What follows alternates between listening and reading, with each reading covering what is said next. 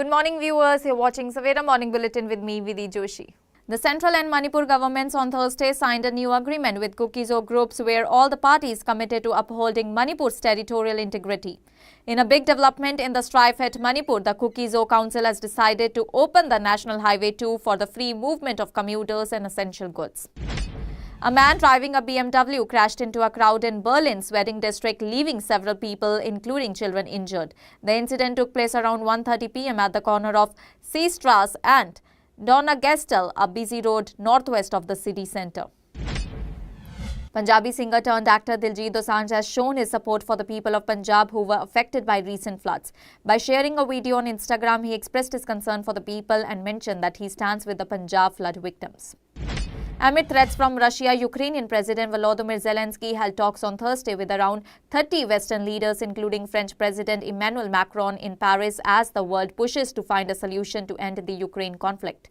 The summit in Paris, held under the banner Coalition of the Willing, is being attended by leaders from Europe, Australia, Canada and Japan. Chaos erupted in the West Bengal Assembly on Thursday after a scuffle broke out between the legislators of the ruling Trinamool Congress and the opposition Bharatiya Janata Party over alleged atrocities against Bengali migrants. The scuffle left BJP's Chief Whip Shankar Ghosh injured, who was also suspended from the House. Prime Minister Narendra Modi, speaking during the bilateral meeting with Singapore Prime Minister Lawrence Wong in Delhi, emphasized the deep-rooted partnership between the two nations. Our relations go far beyond diplomacy. This is a partnership with purpose, rooted in shared values, guided by mutual interest and driven by a common vision for peace, progress and prosperity, Modi stated. The Supreme Court has issued a notice to the centre and state governments of Himachal Pradesh, Uttarakhand, Punjab and Jammu and Kashmir over a petition concerning the devastating floods and heavy rains that have wreaked havoc in these regions.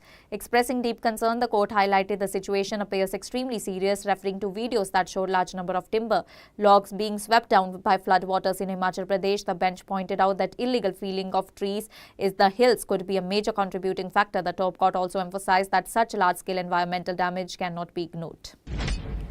The Supreme Court on Thursday initiated suo motu public interest litigation following a newspaper report highlighting the absence of functional CCTV cameras in police stations across India.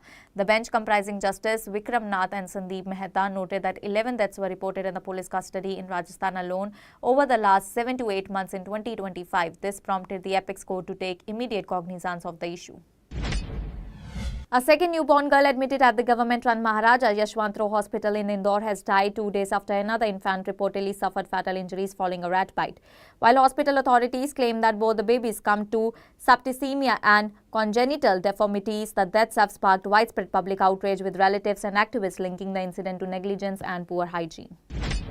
Senior Congress leader Rahul Gandhi on Thursday tore into Madhya Pradesh government over the death of 2 newborn infants allegedly due to the rat bite in Indore hospital, calling the incident horrifying, inhuman and insensitive. The Lok Sabha LOP said it was not an accident but a murder.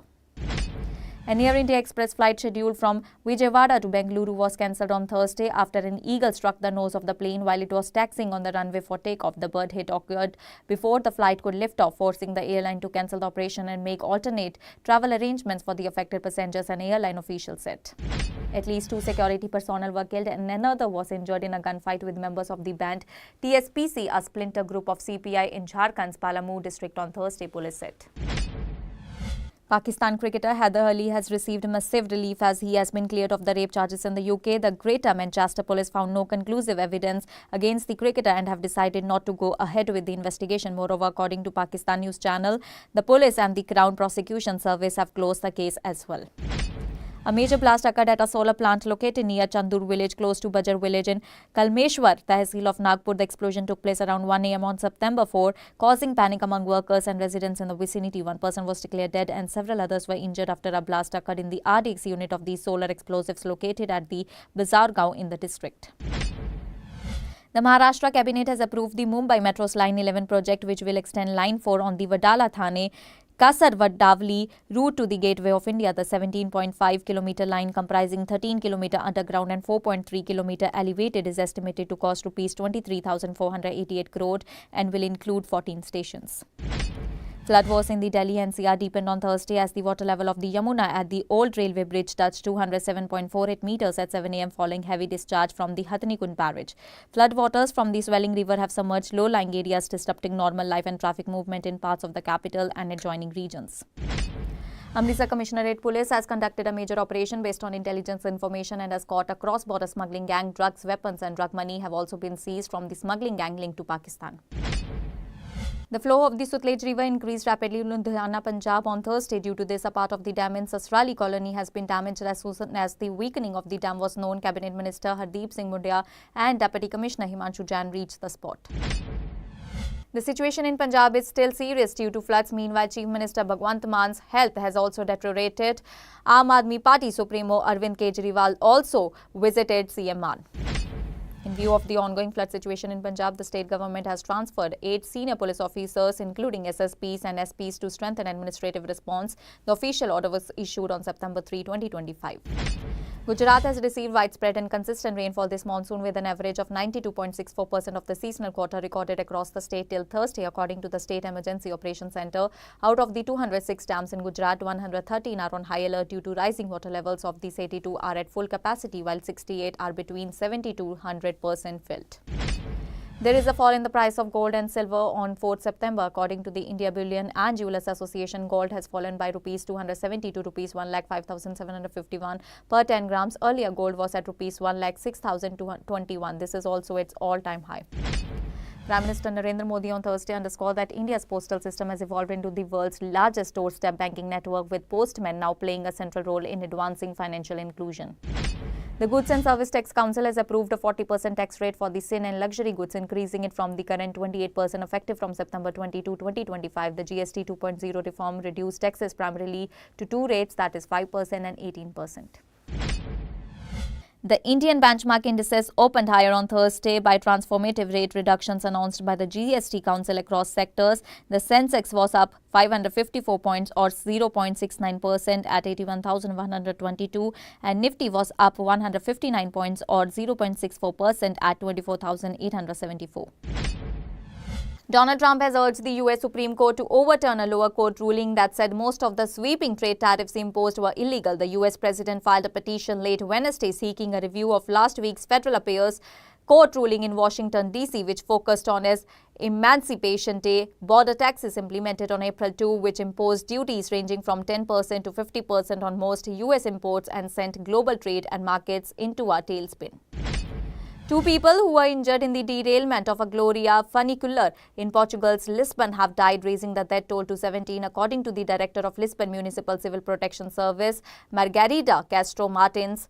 The official said 15 people died in the accident on Wednesday, while 23 others who were injured were taken to hospital for treatment, 2 of whom died overnight. The United Arab Emirates has strongly condemned the Israel military's grenade attacks near the United Nations Interim Force in Lebanon positions in Lebanon.